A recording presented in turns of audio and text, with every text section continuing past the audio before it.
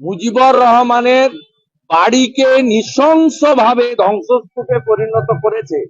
আমরা পশ্চিমবঙ্গের ভারতীয়রা আতঙ্কিত যে খোলা বেড়া দিয়ে এরা ঢুকে আমাদের এখানেও যে কোনো সময় এরা বিস্ফোরণ ঘটিয়ে আমাদের ঐতিহ্যকেও এরা ধ্বংসস্তূপে পরিণত করতে পারে।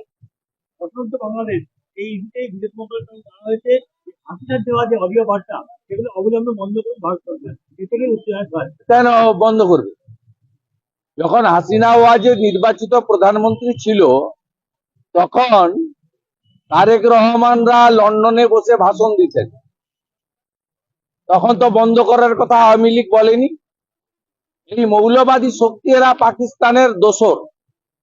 এই পাকিস্তানিদেরকে জব্দ করার জন্য ডোনাল্ড ট্রাম্প নরেন্দ্র মোদীজিকে কঠিন ব্যবস্থা নিতে হবে এবং আমরা গোটা পৃথিবীর মৌলবাদ জঙ্গিবাদের বিরোধী জনগণ, হিন্দু জনগণ চাই অবিলম্বে আমেরিকা ভারত এরা এগিয়ে এসে বাংলাদেশে প্রয়োজন হলে শক্তি প্রদর্শন করুক, নইলে বাংলাদেশে যেভাবে মৌলবাদী শক্তির হাতে চলে গেছে আগামী দিনে নেপাল, ভুটান, মায়ানমার, চীন, ভারত যারা বাংলাদেশের পাশাপাশি আছে, পাকিস্তান ছাড়া প্রত্যেকের ক্ষেত্রেই এটা একটা বড় থ্রেট।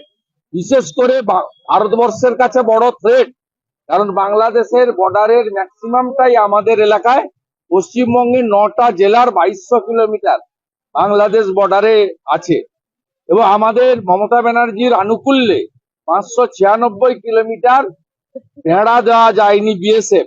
আমরা আতঙ্কিত যে এই মৌলবাদী জঙ্গিরা তারা ধর্মীয় স্লোগান দিয়ে যেভাবে বঙ্গবন্ধু বাংলাদেশের জনক, স্রষ্টা, জাতির বাংলাদেশের রাষ্ট্রপিতা মুজিবুর রহমানের বাড়িকে নৃশংসভাবে ধ্বংসস্তূপে পরিণত করেছে, আমরা পশ্চিমবঙ্গের ভারতীয়রা আতঙ্কিত যে খোলা বেড়া দিয়ে এরা ঢুকে আমাদের এখানেও যে কোনো সময় এরা বিস্ফোরণ ঘটিয়ে আমাদের ঐতিহ্যকেও এরা ধ্বংসস্তূপে পরিণত করতে পারে।